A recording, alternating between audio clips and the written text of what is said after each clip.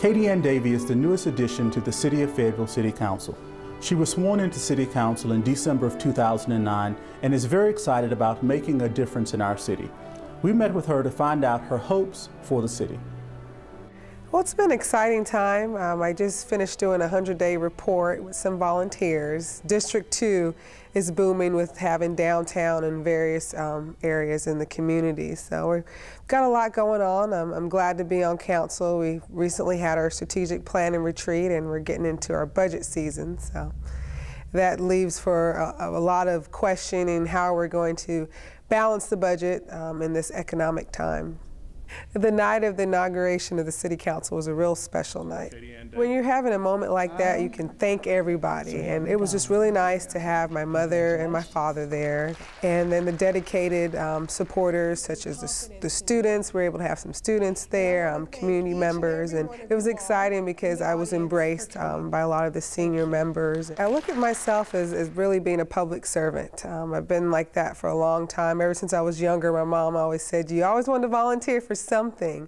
And I just felt that it was time, you know, after seeing the energy from the year before of just getting people involved that's never been involved in the political process. And I felt that instead of standing in the sideline and wondering why are they doing that, why are they not doing that, why not be part of the solution and not the problem and step up and take up that leadership role. So I definitely can't say I did it by myself. I was able to meet with my family and some close friends, and we talked a lot of different ideas. But I just really wanted to represent not only District 2, but the whole city of Fayetteville, and not be a traditional politician that's as they see all the time. But I just find myself as being a down-to-earth person.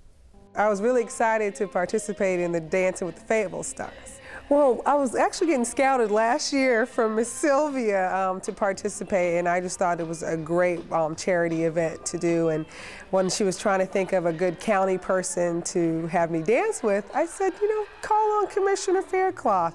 I had some prior experiences with him on different boards, and he's just as animated as I am, and we felt that it'd be a good time to bring the city and the county together, not only on a comical factor, but also just to let people know that we do get along and that we can come together at the table for charity and for future projects in the community. Well, just looking at the campaign, because I think it's important to not only run on certain issues, but once you're elected to really try to implement or work together with people to get those issues resolved. What I looked at was crime, public safety, and transportation. And just seeing the development right now with the transportation, that's a high issue, and it continues to be a high priority for council. As you can see, we have some new buses on the road, and we're actually in the process of deciding where the multimodal center will reside here in town. So I think there's a lot of growth and opportunity with the bus system. I've personally rode the bus, and I really want it to get to a point that anyone can ride the bus. I come from a metropolitan area, so that whole park and ride concept, you know, having that ability to get around in the community, I think should be accessible to all. So that's a vision that I look to see in the future, that our transportation is accessible to all. It's on time. You can take it if you just want to go downtown, or if you have to go to a doctor's appointment or to work. It's a reliable service.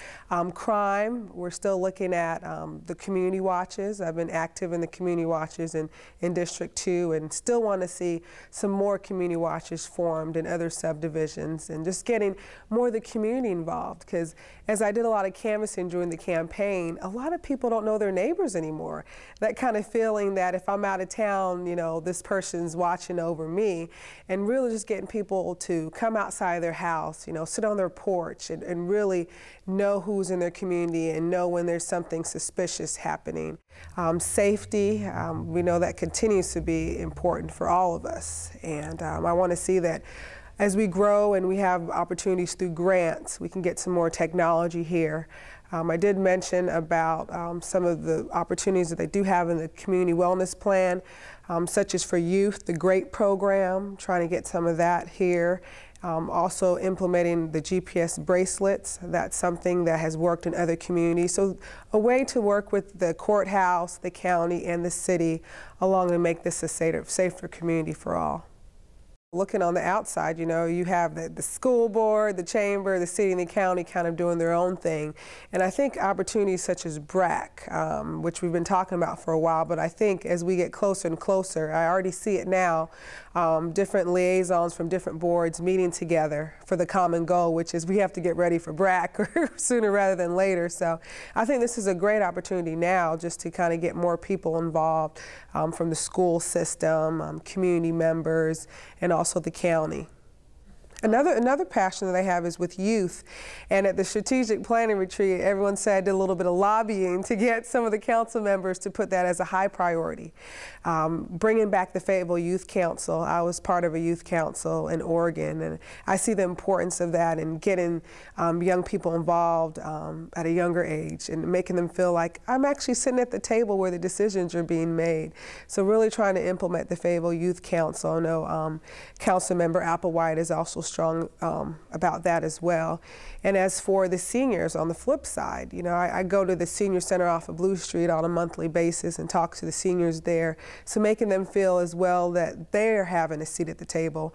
They're retired, they've invested a lot in the community, so now they're ready to kind of see what's going on.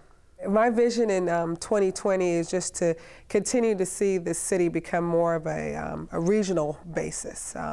We have the opportunity right now to partner with surrounding counties such as Harnett County, Moore County, and see that regional expand, hopefully with the bus system, you know, feeling safer in their neighborhood. Seeing some of the students that went to high school here and college to come back or stay here and invest in the community. So there's a lot of opportunity for economic development. When I look at District 2, it does have a bit of diversity. You have the business community who have the same amount of value in the community as the residents because they're taking that risk here with the development downtown in various areas. So we do have the Downtown Alliance, but I just want to see more of the business owners feel like they really have a share and a part in the decision making in the community. So if it's creating more of an alliance with the council and the business owner, continuing to allow them to feel like they're being a part of it as well. Massey Hill, there's a lot of different older neighborhoods that has a lot of history that's changing. You have a lot of young military families that's moving in on a neighborhood that's been there for a long time. So what I envision is to have, if you have that mixed population of individuals, them to allow them to work together. Having recreation centers that's going to be appealing for seniors and also toddlers. So having that connection, and that's what I really want to see incorporated in District 2, and that it doesn't seem like, well, you live on that side of District 2, I'm on that side of District 2, but really realize that District 2 represents different parts of the whole city. I'm an accessible person. I want people to feel that they can approach me and contact me at any time. At the beginning of the year, I sent out a letter to the constituents in District 2, encouraging them to come to City Hall. City Hall is your hall. It wouldn't be here without the community. You all elect us to handle the city's business, but at the same time, you should feel welcome at all times. So my City Hall hours are the first Thursday of each month, from 12:30 until the last constituent leaves. They can contact me. You'll hear Davy Community Action Team, and that stands for DCAT. And what that is volunteers that helped on the campaign, and they were just so excited about the momentum. And that's how it was back in 2008. What next? So these volunteers coordinated an association, DCAT, and they're in the community. They're there to inform the citizens about what's going on.